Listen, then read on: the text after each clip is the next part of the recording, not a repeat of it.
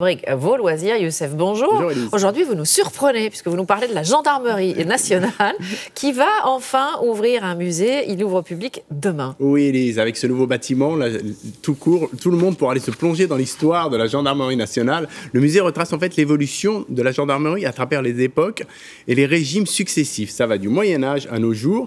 La collection est riche de 30 000 pièces. On pourra découvrir les archives des grandes enquêtes policières, les objets comme le revolver et les menottes qui ont servi à l'arrestation de l'anarchiste Jules Bonnot en 1912, ou encore la fameuse carabine et tristement célèbre de l'affaire Dominici.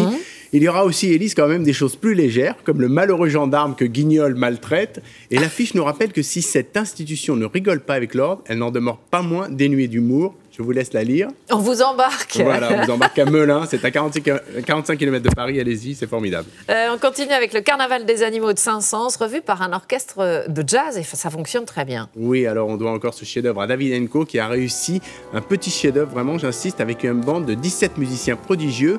Il a transcrit et arrangé la version originale de ce conte musical. Chaque animal a droit à une partition sur mesure, une manière de découvrir toutes les formes du jazz. Ça va du bebop au swing en passant par le jazz rock et le funk quand même. Et cerise sur le gâteau, le narrateur n'est autre qu'Edouard Baird qui apporte une touche d'humour au récit. C'est un CD, un livre CD et un spectacle qui va tourner partout en France. Les Parisiens cette fois devront attendre le 3 avril pour le voir au Théâtre des Champs-Élysées.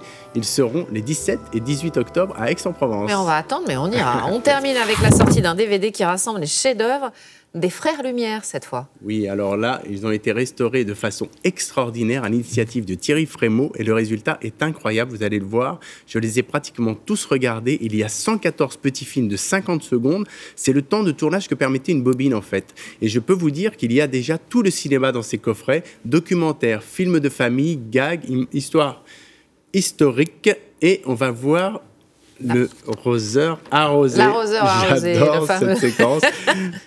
Voilà, DVD Lumière, c'est chez France TV Distribution, je l'ai là, si vous ne l'avez pas. Ouais, on va regarder ça avec attention. Merci à vous, Youssef. On vous retrouve la semaine prochaine.